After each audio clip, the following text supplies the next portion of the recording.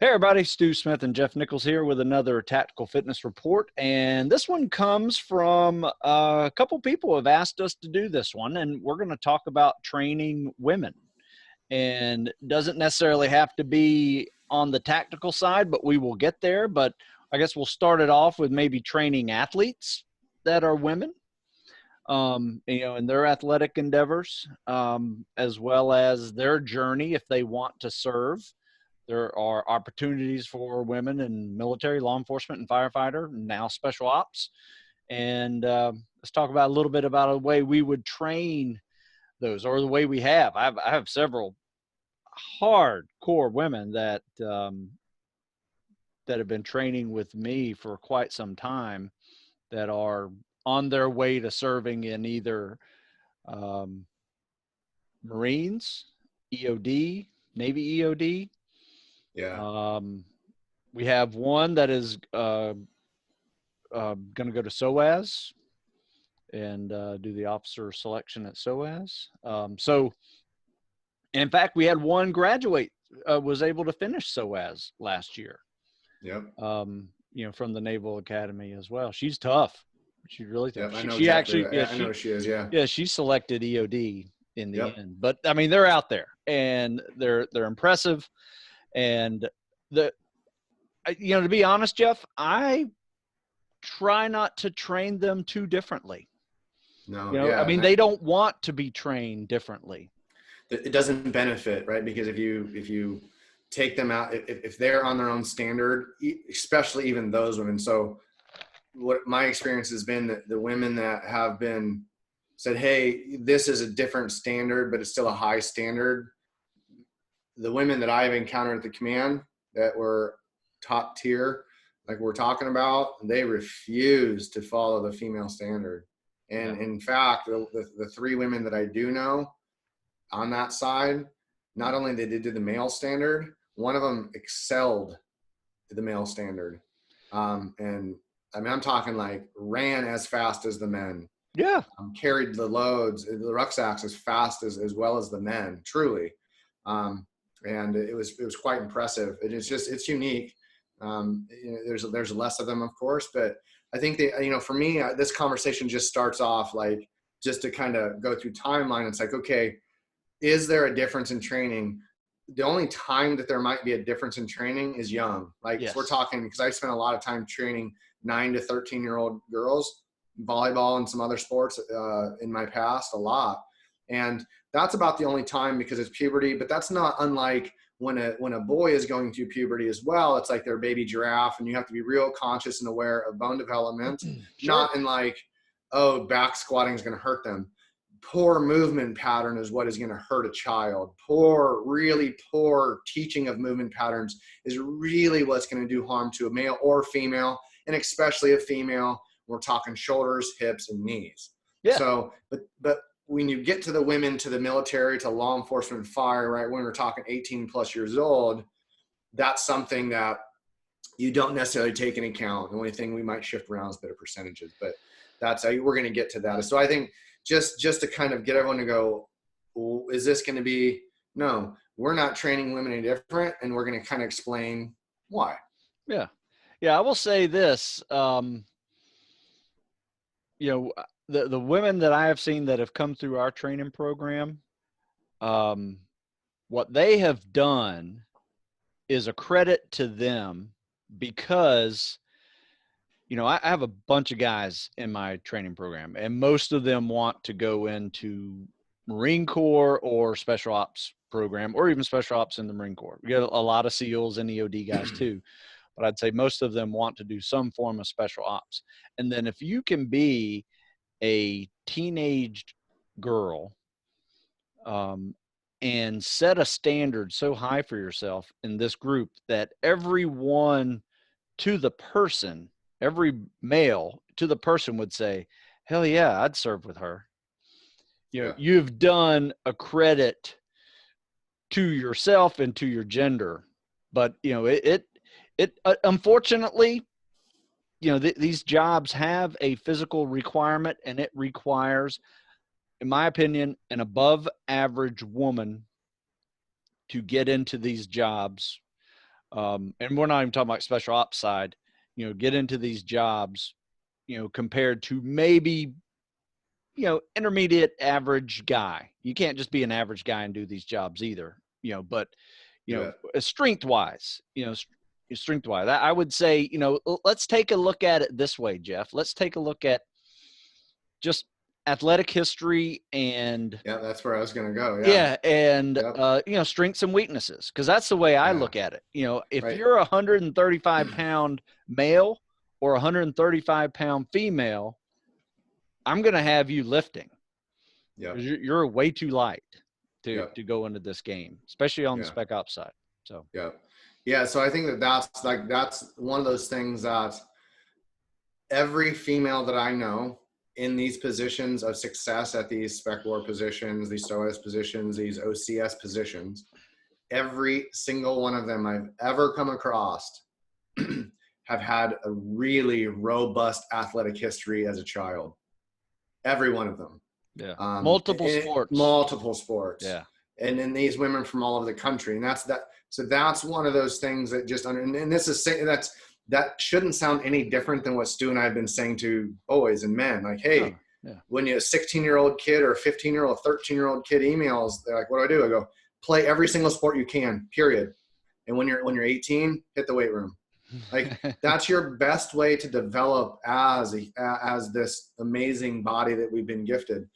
And that's been the common thread. That's been the common thread. Now, don't discount like, well, wait a minute, because there's been kind of an exception.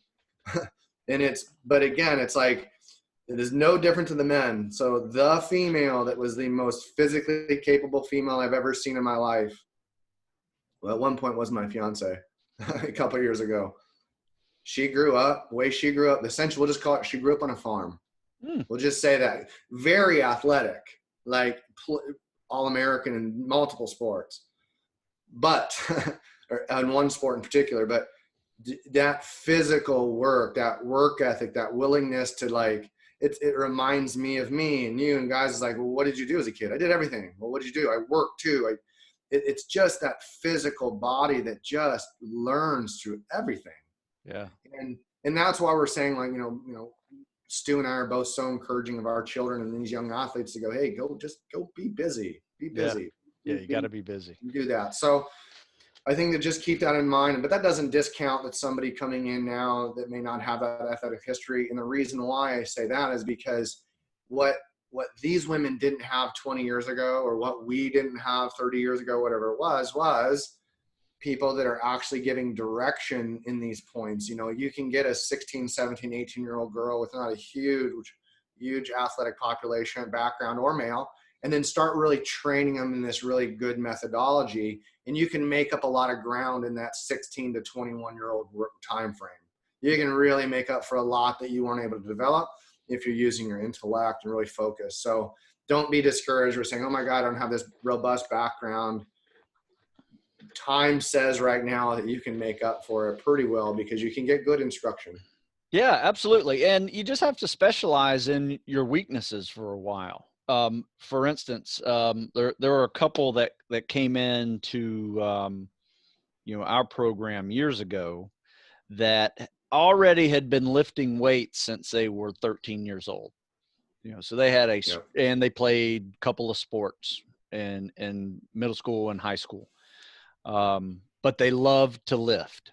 I mean, I would see them lifting all the time. And that's where I met them. I met them in my daughter's high school.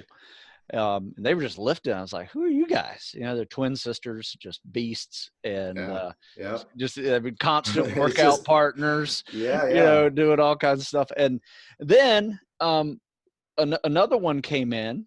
So they tend to have the strength foundation down. So they had that going into it, and worked on the cardiovascular weaknesses that I saw coming. Especially with timed runs and swims and rucks, stuff like that. Any load bearing, they were fine, just as good as the guys. In fact, we have this one ridiculous event that we do. It's called the Fireman Carry 5K. Where you and a buddy just go for 3 miles, firemen carrying each other back, They put 2 miles, get it. 100 yards here, 100 yards there. So good.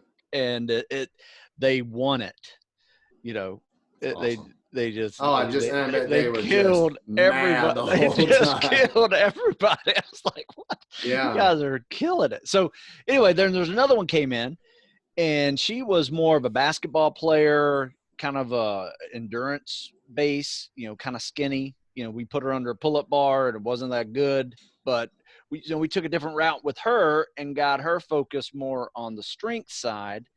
She went into an ROTC program, comes back, and she is just jacked. I mean, it's strong, still a great runner, and even better swimmer. And she's on her way towards the EOD training pipeline. And so just as I would take any male athlete with those weaknesses and strengths and go through a couple of cycles focusing on those weaknesses and then coming back around and putting it all together, and then you have that package of the tactical athlete that is just getting good at everything. If you guys ever get a chance, this is like kind of a shot in the dark. You're in Orlando and you get a chance and this madness passes, right? You ever get a chance, somehow, some way, go watch the WWE females train. Oh yeah. Holy moly. Like, so I always kind of tear in my head, like, what are your favorite people to train, favorite groups? Like, I'm not a fan necessarily as a spectator of WWE. Love it and appreciate it. By far my favorite group to train is those folks. Amazing, male and female. Second favorite group to train is wrestlers, collegiate wrestlers. Oh, yeah. And then the next one is female volleyball players, collegiate female volleyball players. They are amazing athletes. And then female water polo.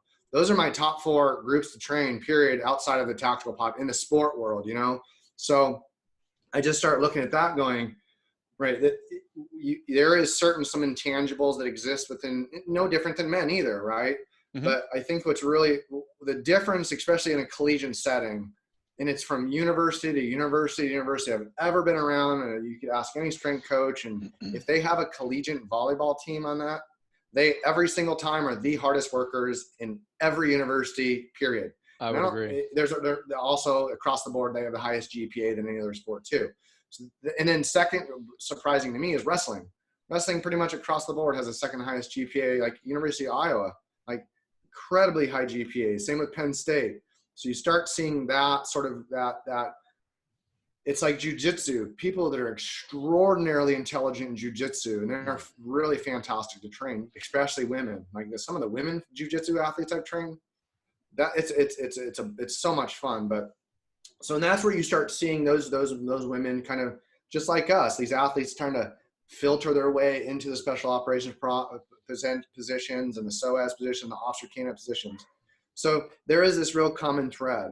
So, and I just want to say that just to kind of give you an overview. But, when it comes to women, like some of the things we need to dispel right away is that, are women capable of doing that? Yes, absolutely capable, 100%. Are they capable of doing it without anabolics? Absolutely. Absolutely, it's capable, right? And his weight training and all those sort of things that I think the biggest problem, not just women and men, is that like when you have a novice person, I say novice, someone that doesn't have a lot of exposure, maybe young or just new to weight training and fitness in general, where do they get their resources? They get it from the toning, the Tone Talk and the Shape magazine. And the reality is this, right? Yes, there are women. The women have different hormones than we do, right? Estrogen, testosterone. But in terms of, right, sports production, performance, and those sort of things. Now, we're not saying that a 170-pound female is trained equivalent to a 170-pound male. We're not comparing. Those are very much apples and oranges, right? What we're saying is that the standards that are in place in sport, the standards that are in place in special operations, military law enforcement, those are standards that are totally achievable by females, right? And that's the thing that people have got to understand is like the path to get there, although it may look extraordinarily different, really is the same. We're going to talk about timeline. We're going to talk about proper programming. We're going to talk about proper training. Yeah. And That is the equal playing field. Why? Because if you've met any of these women, you're like, all right, you just like, even more so, you got to pull the reins back on these ladies. Oh yeah, absolutely. And let me tell you something. I am more impressed, and I have a daughter. I am more impressed by, and a son. I am more impressed by the 15 to 20-year-old female than I am the 15 to 20-year-old male. Because boys are just stupid. Yeah, it's just a fact.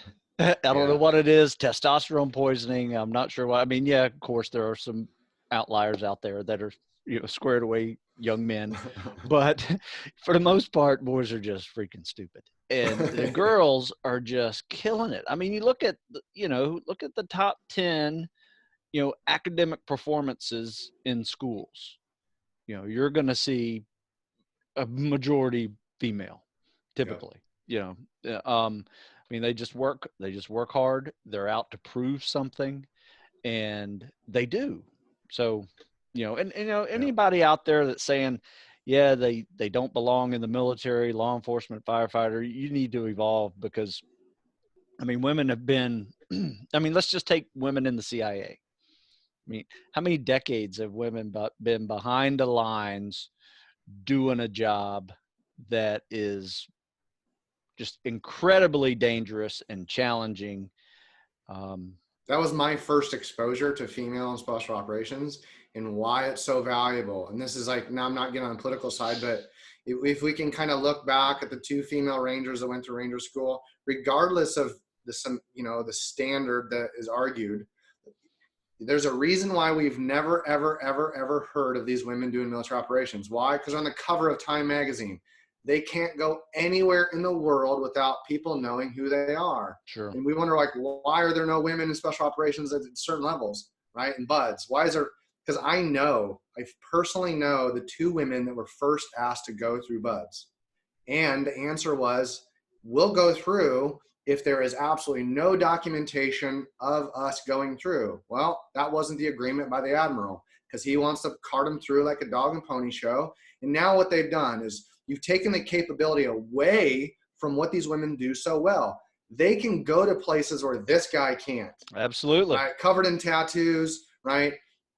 Big dude. You put me in a traditional, clothing from regions in the world, I will stand out, right? Like I'm a kid, if I'm standing around a bunch of kindergartners with my shirt off. Yeah, That's what I look like in those countries. you might be able to invade some Viking country. Yeah, if you go to Poland, if we invade Poland, I'm set, man. We go to Iceland, yeah, I'm totally around my people.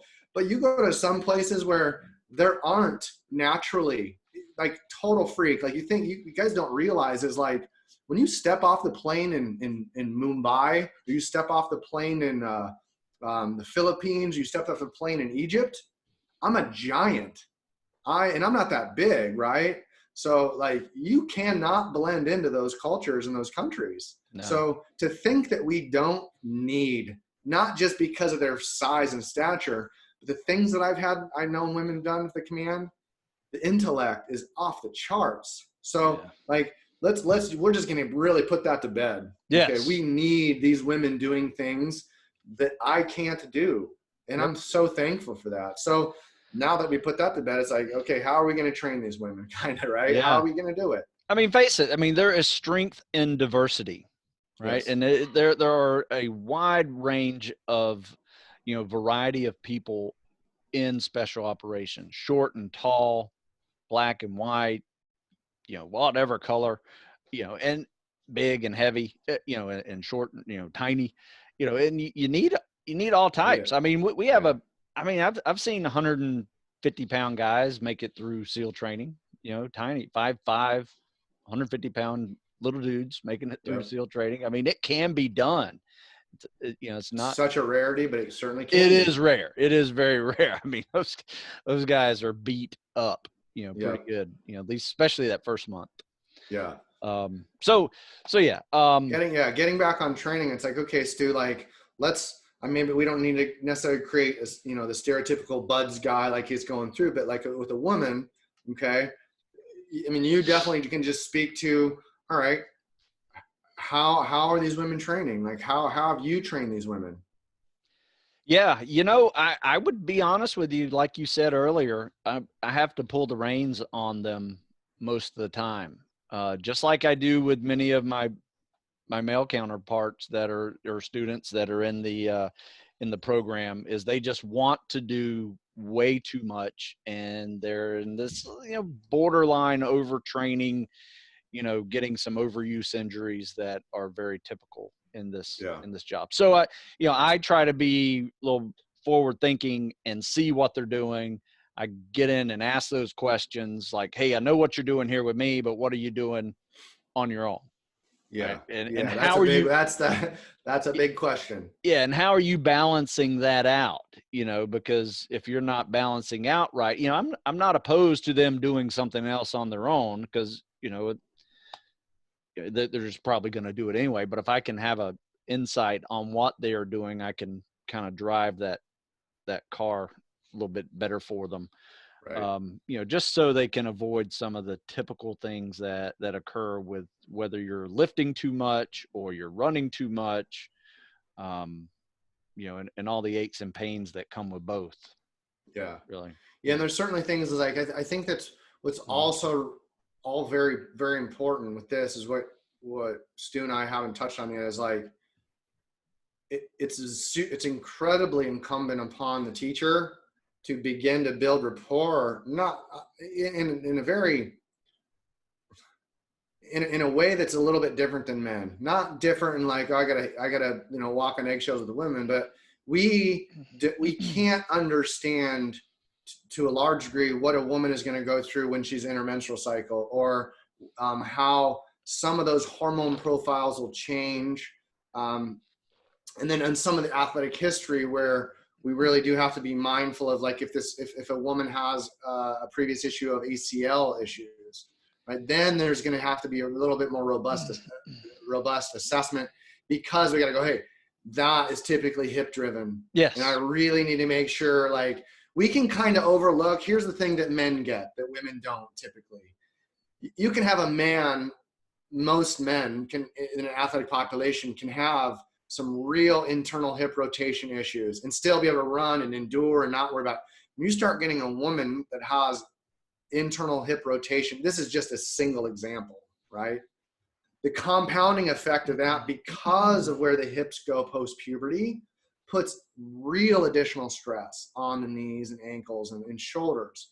And if you just to know that, as we just look at the population in female athletics in the NCAA, so it's like, of all injuries, this is a statistic that the NCAA has published in previous years.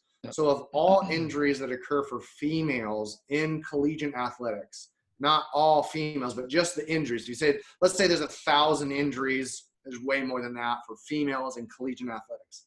84% are ACL ruptures.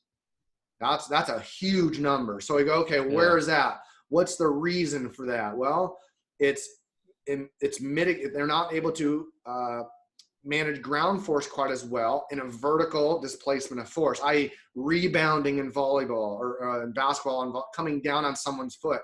And so because of the internal hip rotation, it's like, it's the same thing that kind of happens with baseball players and Tommy John, right? You go into a shrug, I forced internal rotation because the lat's disengaged. The same thing happens with women in knees.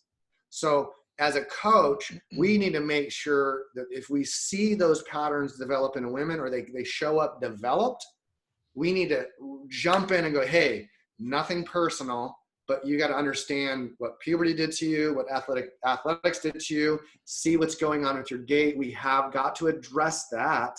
So when you're doing the long runs, the O course, the rucksacks, that then now we're on an equal playing field. Now these ladies can push and grind, and we're like, yep, just keep an eye on that. So it's weird. It's like, we're kind of men is blessed for the most part that we can kind of just, like Stu's saying, be stupid with our training. There's a window for women that we really need to get them to be smart. And that's where we come in as coaches. And that's super important. And that's about the only difference really that I see in women. Some of the hormone profiles later on in life, but late 30s and stuff like that. But also understand with women, Why is weight training so important? Because after 23, you've got what you've got when it comes to bones. That's what you got. And so it's really, really important that girls understand the importance of weight training or resistance training in sport, because that's really why young girls that play sports their whole life tend to be far more durable, because they have far denser bones, tendons, and ligaments. Yep, absolutely. So that's biology. So that's something to be really aware of as a woman. It's in no way, shape, or form do you set back by not knowing that, but knowing it and teaching that as a coach is really where the women start to accelerate and excel. Right. So let's just let's take the hips a little more specifically. Right. Where would you focus on first with you notice that internal rotation, and she doesn't have a knee problem yet. Yep. Where would you focus first? Would you focus on the medial, glute medius, and getting those stronger? Yeah, I mean, squats are definitely there, but the first thing I did with all my young athletes, before they squatted, before they did anything, before we did sprints, before we did anything, I put them in a split position to make sure they understood as they descend what's going on with their feet and hips, and that they can control it from a unilateral position. I'm saying unilateral, like in a split position. Okay. And once they have control of that, we can start bringing that foot in, right? And then we go into squats, and there's no rotation. So I would go from a split position, non-walking lunge, up and down, up and down. I understand both sides. Because they're right or left-handed, you're going to see very clearly, oh, you're right-handed, right? So a right-handed person is going to have a push side and a stop side, same with the left. And so once they do that, then I do rear elevated. I put more stress on the hamstring on the back. Split squat. More onus on the quad on the front. Yep. And then I'm going to go to a sled push from a low point to make sure I can be unilateral without hips rotating. Nice. And then I'm going to go into a squat. So you're doing a lot of things that would also prevent knee caving. 100%. That's the whole thing is like, we got to stop saying, hey, I have flat foot, like the email that we got the other day. It's like, you don't have flat feet, right? You're internally rotated. That's why you continue to, and that is more prevalent in women because at puberty, right? If you think about these are the fake hips at puberty, right? The hips open up and that rotates. We get valgus. Women are far more valgus than men because when the hips laterally expand to make space in the birth canal for children, the byproduct, unfortunately, is we get internal rotation of the shoulders and the hips, knees. So we combat that through neurological development in a unilateral state, then reinforce bilaterally, and then we speed it up. Nice. Right? It's just a little bit slower progression, but here's the beauty. Women, young girls, men are way better at focusing, like we talked about, and fixing this issue, because guys, like, all they see is these 16-year-old kids want to lift heavy weights and they don't give a damn. Yeah. Girls do care biceps way more about it. And girls are typically way underserviced. So that's why it's like, man, like, girls learn faster at a young age, develop a bit slower. Boys develop really fast, but damn, is it hard to get them to learn.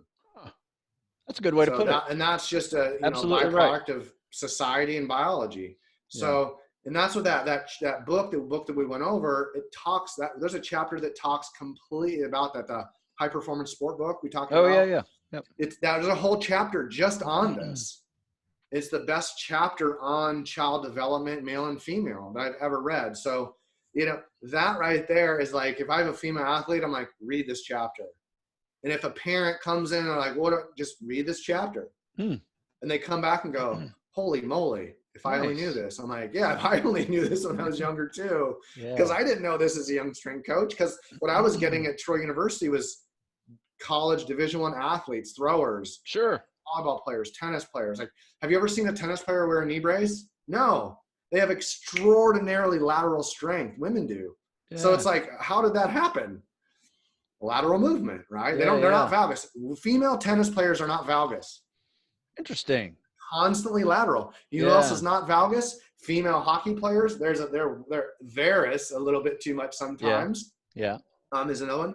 And then swimmers, because of the rotation around the spine, you don't see a lot of valgus, but they don't handle ground force well until you develop Right. it. Same with hockey players. They have a hard time Yeah, with the ground force. you betcha. Yeah, that's a really good point about tennis players, because they are constantly, left and right in that deep lunge, Go. position. I mean, they stop in a lunge position sometimes. Yeah. Right. And And that's where injuries occur in volleyball, in the yeah. dive, in the deep hip flexion and extension of the hips. So that is why with your volleyball player, if you're a track athlete, whatever, it's like, we've got to get you in that deep hip flexion, which is a rear elevated split squat.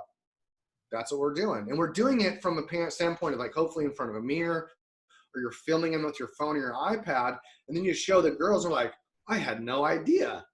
Right. And then you put them in a suitcase position. You just challenge them. You can structure an entire program for a young female athlete from a split squat position. And and then all of a sudden they're jumping better. Why? Because they can manage ground force and change direction better. Now you've almost entirely eliminated injury outside of like a volleyball player comes up on a net and comes down on someone's foot. Right. Basketball player. That's where you see a lot of basketball players come down with a rebound, hit someone's foot, bam, the ankle holds, the knee goes. And it's a common thing, but and not everything is preventable, but that's what we're just trying. I think education is what these girls, these women need more than anything, because men are so over service with strength conditioning. And the fitness world is not doing a good job of saying, hey, I'm going to tone and do abs. And no. It's garbage. Like, train like a decathlete, train like an athlete. Yeah. And we see it in the women a lot. So real quick, just to recap, especially because the hip is really important. Yeah. Right. That is by far the most important part. Yeah. And, preventing knee caving, if you do a Google search on preventing knee caving, you will see all those exercises that Jeff just mentioned, from lunging to, Bulgarian split squats, all of those things that can help build that knee. I do it with, 14-year-old kids, males that, when they first get, are starting to lift in high school and learning how to squat, and learning how to deadlift. When they squat down there and their knees go in, I'm like, stop.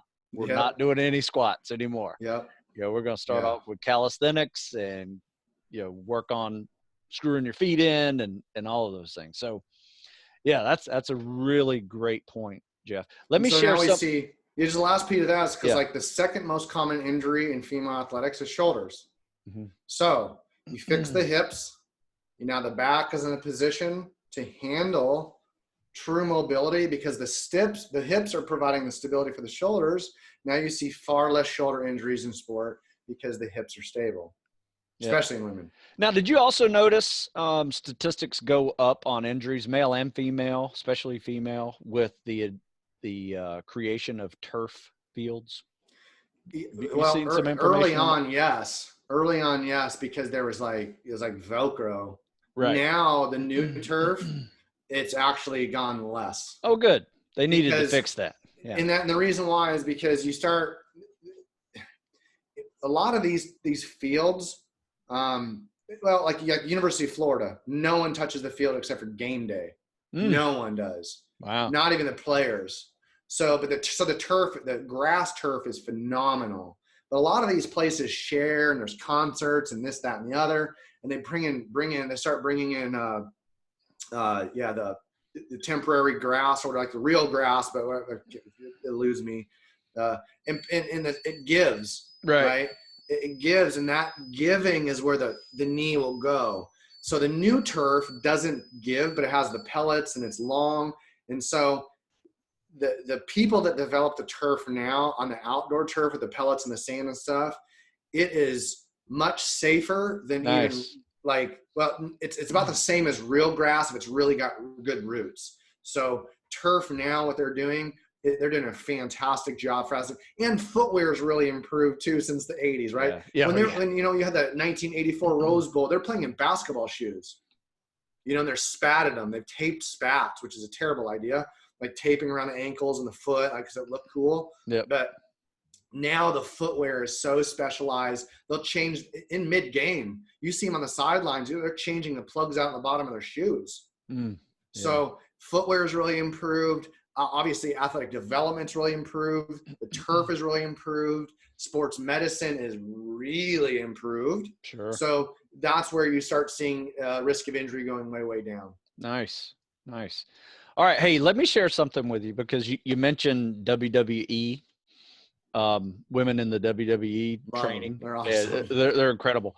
Well, my first experience with lifting with a female was in high school, probably 85. I guess I think she was 3 years older than me. But anyway, she has been in the WWE for 20 years. Wow. I'm going to send you a picture of her. Nice. I'll share it. Let me see. Where can I? Yeah, the head strength coach for the WWE is a guy named Sean Hayes. He was a strength coach prior to this. Oh, yeah. You see Terry? Yeah. Terry Super. Reynolds? Oh, she is 55 years old.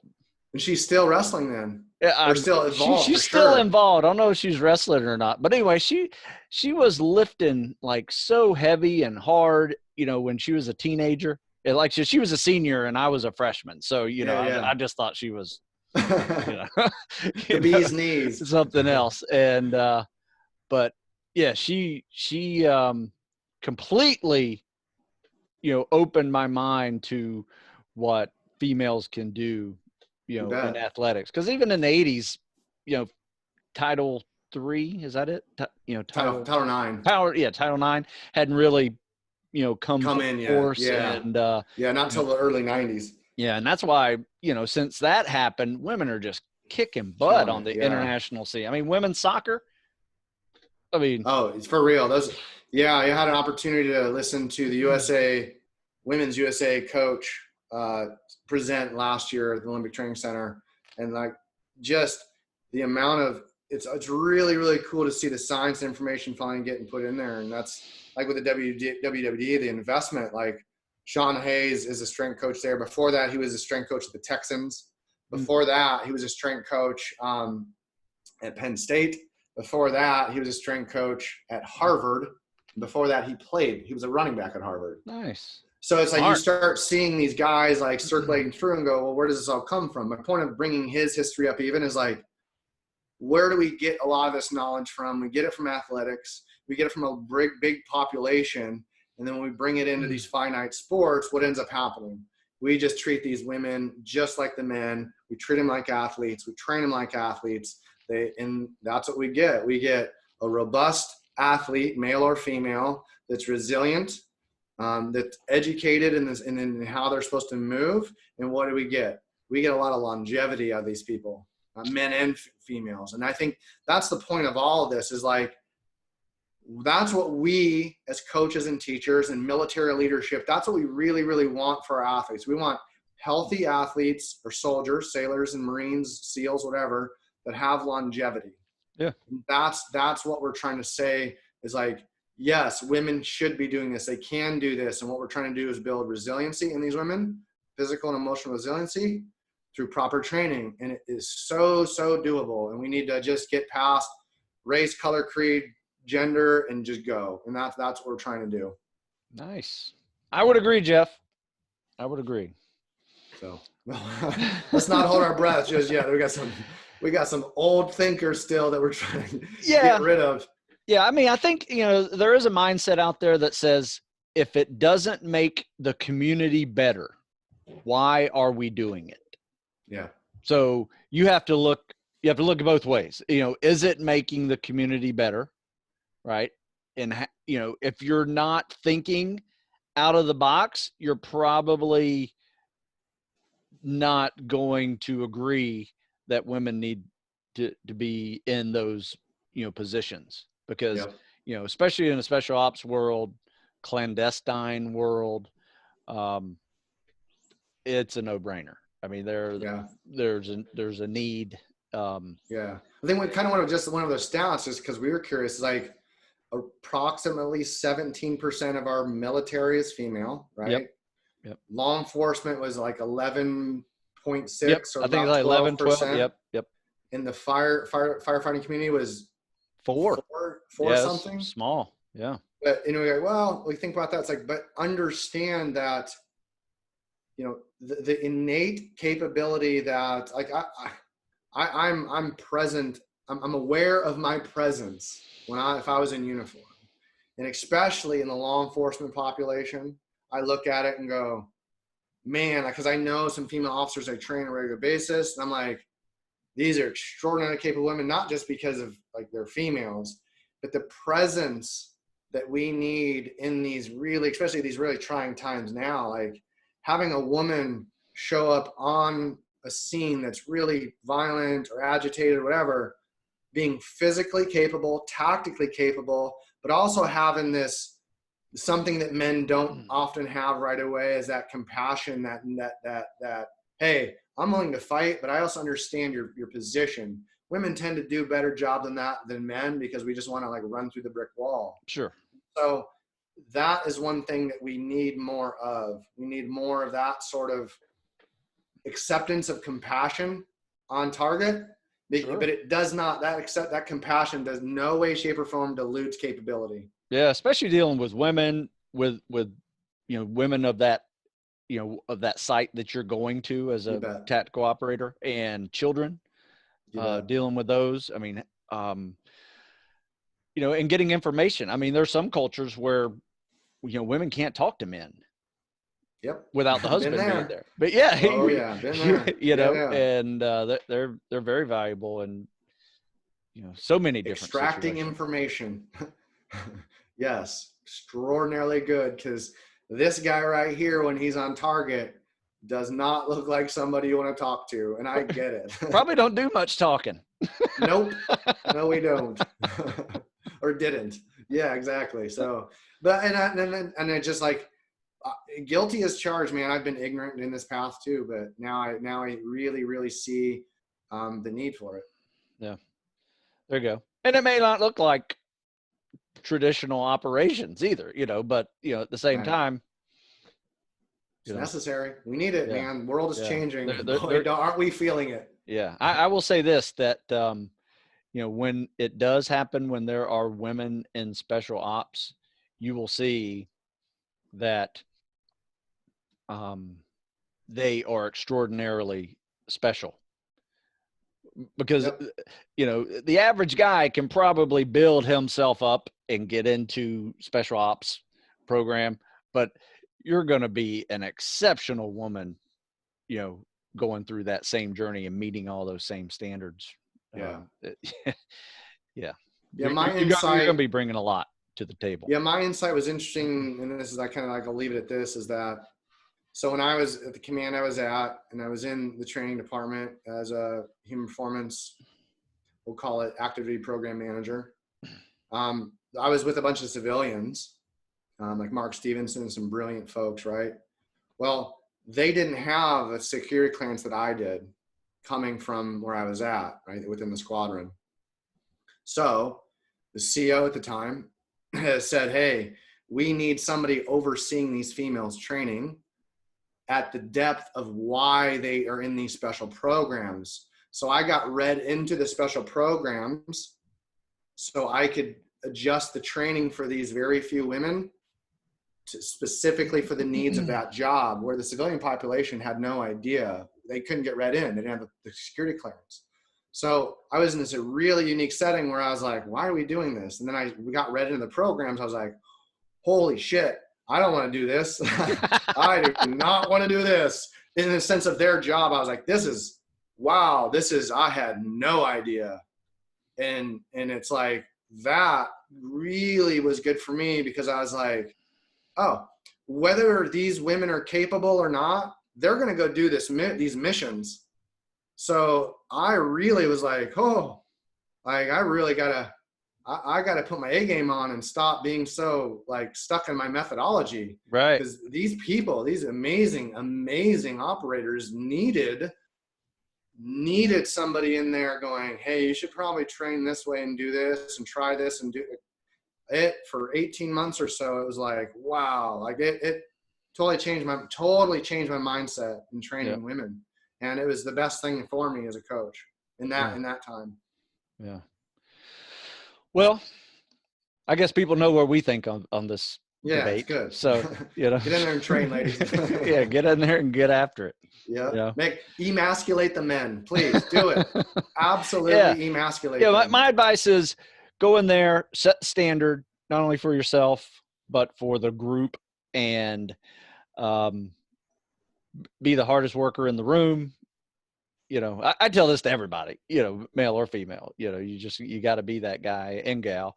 And, you know, have a set of standards for yourself where people in the group will say, hell yeah, I'll serve with him. Hell yeah, I'll serve with her.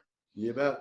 You know, that's It's a good the feeling. journey it takes, because you're not only proving it to yourself that you can do that, you're also proving it to other people who maybe even other doubters that are like opening up their mind as well. So it's a long journey, and I'm sorry you have to go about it this way. Yeah. You know, to prove yourself, you know, to that level. But there are people that support it. Real good people. We certainly do. So just don't be discouraged by ignorance. Yeah. All right. Well, that was fun. All right, Stu. There we go. Okay, Jeff, thanks a lot. Everybody, check out Jeff's website, performancefirst.us.com. You can check out mine, stewsmithfitness.com. We have training programs for, you know, all the males and types females. Yeah, males and females. You know, people. It's They're funny, the same one. Every now and then, I got this, you know, FBI fitness book or whatever, you know, book and, you know, program, and say, do you have a female version for this? I'm like, no. Yeah. This about is the only thing, I guess one thing we didn't even say, like the only thing about programming, it's different. Only thing is you just may have to adjust to some percentages, because if it's based off body weight and certain things, like that's reps and sets and distances and, you know, managing time, it's all the same. Yeah. You just may have to initially adjust percentages. Yep. But if you do that, the value of improvement is no different than a male. Yeah. But like I tell all the men, you know, there are no minimum standards, right? I mean, don't even think about the minimum standards. You should be thinking about the highest standard possible that you can reach for yourself. Be competitive. You know, exceeding the standard is the standard. Is a great, you know, mantra for you as you're going into these jobs. And just, you know, keep that mindset, because you're going to have to keep pushing, male or female. So, you bet. All right, Jeff. Appreciate Thanks again. All right, we'll see you.